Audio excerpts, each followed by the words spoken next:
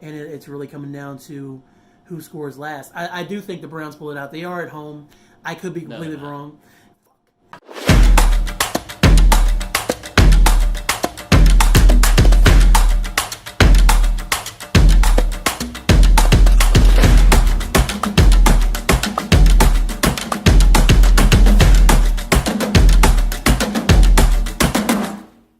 What's up, everybody? That's Anthony Sellers. And that's Kellen Conley. And this is Browns in Our Blood. Browns get the win. That's right. Big win at home against Cincinnati. Anthony, let's just get right into it. How you feeling? I liked it. You liked it? I liked the second half a lot better than the first half. Oh, yeah. That second half was way better, I thought. Yeah. Browns do win. Defense shows up in the second half. Second half was much better than the first half, as you mentioned. Big third quarter. I mean, it's funny because we say big third quarter, but it was only 10 points, but it opened up the game for them, really. Yeah. It was 24-17 versus it being a one-possession game. And I really just feel like the Browns just really dug in their heels. And like we were talking about a few weeks ago with the Pittsburgh game, I really felt like the energy of everybody in the stadium kind of, they were feeding off that energy in the second half. And I feel like the defense responded, and the Browns just came out and made some big plays and then held on in that fourth quarter. Only 3 top points from both teams in the fourth quarter. They did what they needed to do.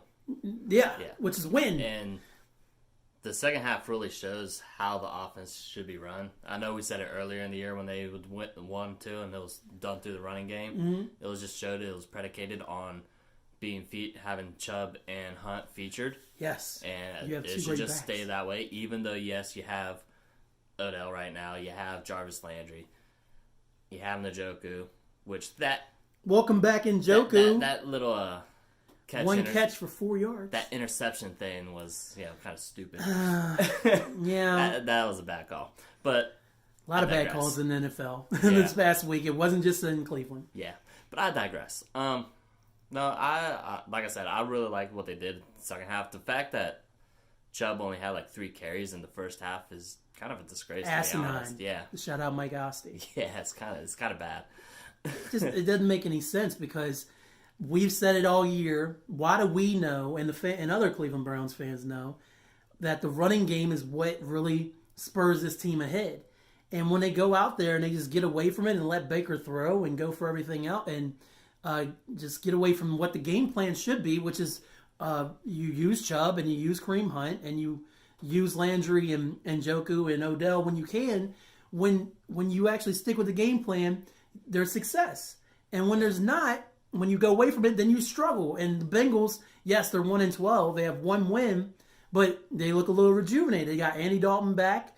The team is clicking a little bit better. They've been together all season. Joe Mixon had himself a game. Oh, my goodness. Did he 186 total yards or something like that? It was ridiculous. Yeah, 146 on the ground, and he had 40 catching. So 186. That's incredible. Yeah. Good job by you, buddy. Yeah, stat man. Yeah, it just goes to show you that if they stick to the game plan, they should be in any game because the defense is holding, like... The defense is going to give up points. Any NFL team is going to give up points. Yeah, the way that the games are called anymore, that's inevitable. Yeah. You can't play defense pretty much. You really can't. It's really difficult. And shout out to Denzel Ward with another interception this week. Pick 6. Pick 6, yes indeed. I feel like that actually kind of helped get them going because... It swung the momentum. Yeah, swung the momentum a lot. Mm-hmm. I mean, like I said, you already talked about Chubb. Baker only had 192 yards throwing. He was 11-24, and I'm not a stat man. And then 10 interceptions. 1 pick we mentioned was Njoku pick. Obviously, they're mathematically still in the playoff hunt. But just talk briefly about... Everything got convoluted. Yeah, it got even more difficult after this weekend. Any fears or any thoughts about Baker's play? I know that you mentioned before that he's taking a step back this season. You thought he's going through a sophomore slump, and I've agreed with you. Any fears about him going forward this year, or you really just think it's just about growing pains or anything? Like, you're not seeing anything that's, like, making you think, not that he's not your quarterback or anything like that, but Just anything in general where it's like, man, I wish he did this better. He gambles a little too much, which is great to have that little gunslinger mentality, be like Brett Favre. Makes the game a little bit harder on himself, it looks like. There's a lot of good examples from other people that I see on Twitter and stuff, and I agree. Like, you see it kind of in the game, then when you go back and watch it again, it just gets magnified. Sometimes he just doesn't take what the defense gives him, and that's what he needs, the biggest thing that he needs to learn. I don't think he's not the answer. I still think he's the franchise. I'm not on that boat. Yeah, he's the right fit for here, in my opinion. Because there's quarterbacks out there with trade rumors swirling and everything else, but I'm still firmly in the bake time camp as far as the Browns go. I really think that he will be a good quarterback for you guys now and in the future. So I don't think there's any issues here.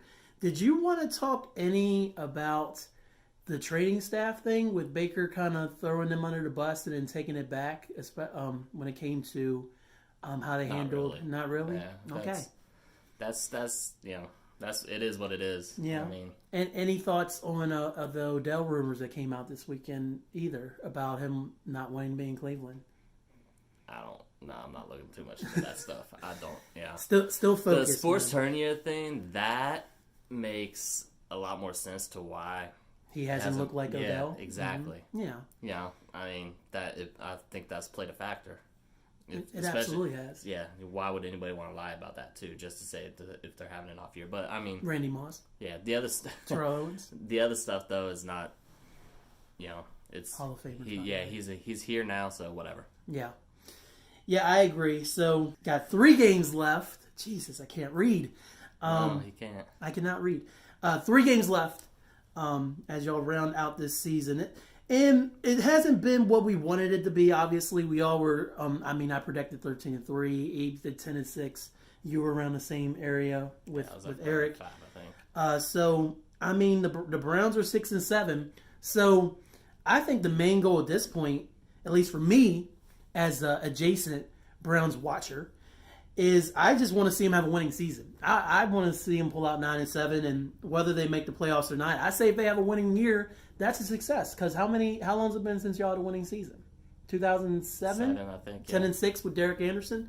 So I definitely would like to see that. So let's talk about this Cardinals game a little bit.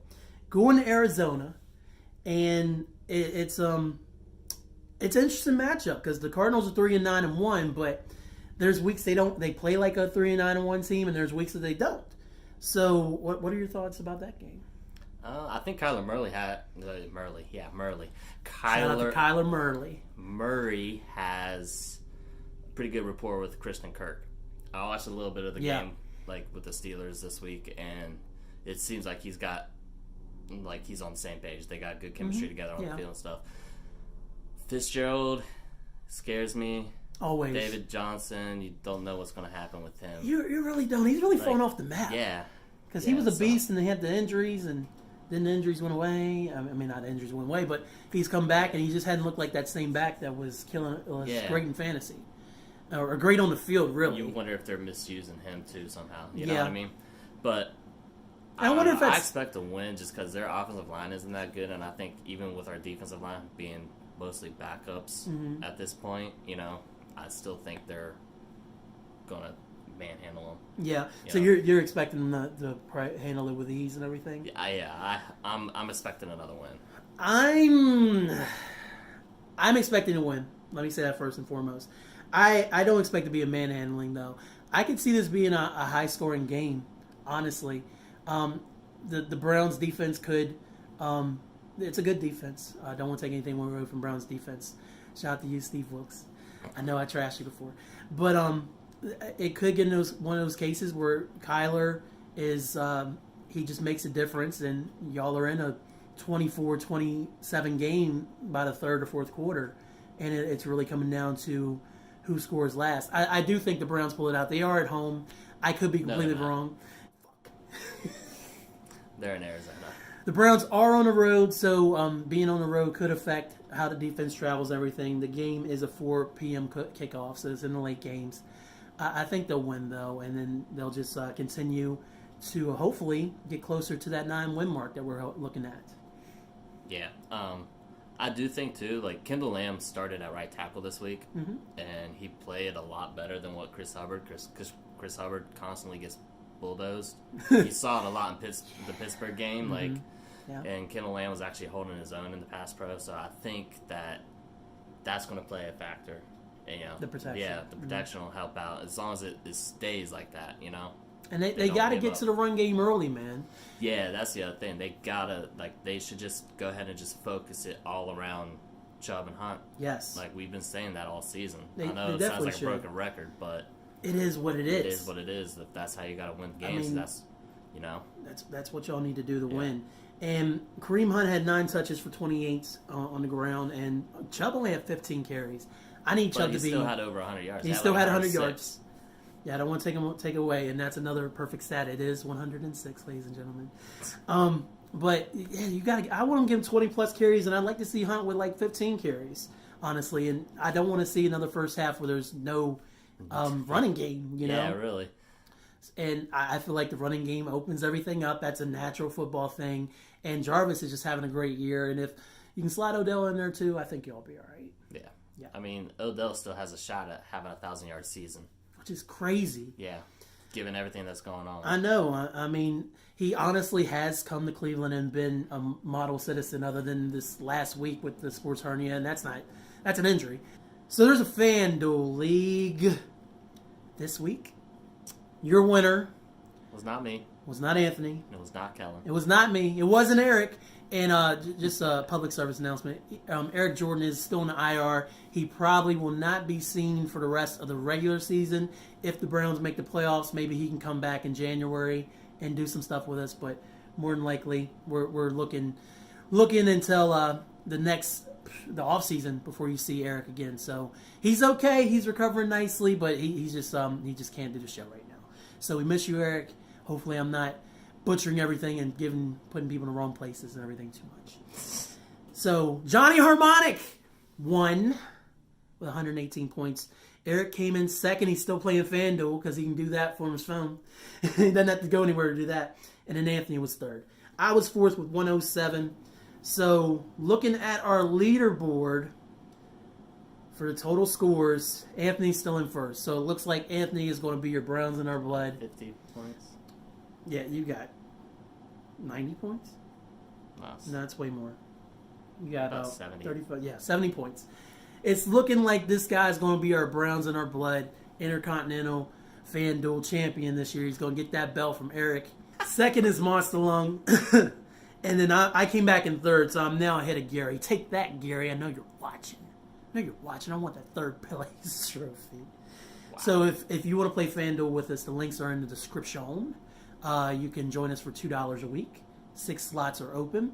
If the interest is higher than that, we can open up more slots. So come play FanDuel with us. See if you can beat Johnny Harmonic, because we've had a lot of trouble doing that other than he's Anthony. Got like 4 or 5 wins this year. Yeah. If he would play every week, he would definitely crush us. Yeah, Johnny has 4 wins this year.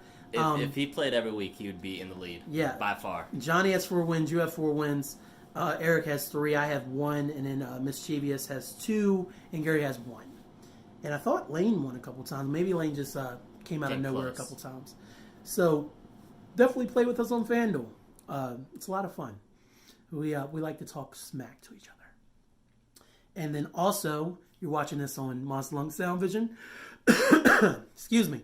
Also, you're watching this on Monstalung Soundvizion. Make sure you subscribe and like and comment, and love the comments. Always get at least a few in there, and then Eric's in there commenting, Anthony gets in there. I check them out, see if there's anything I can contribute.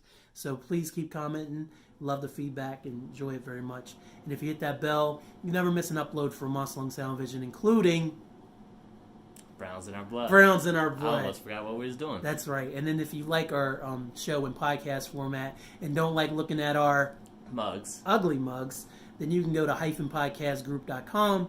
Morgantown, West Virginia-based podcast collective, bringing great podcasts to the people. Just like that. There's a lot of practice saying that. I do. I have a lot of practice saying that. So, Browns are at Arizona this weekend. Let's get another win, Browns. Keep going towards that winning season. That's the goal right now.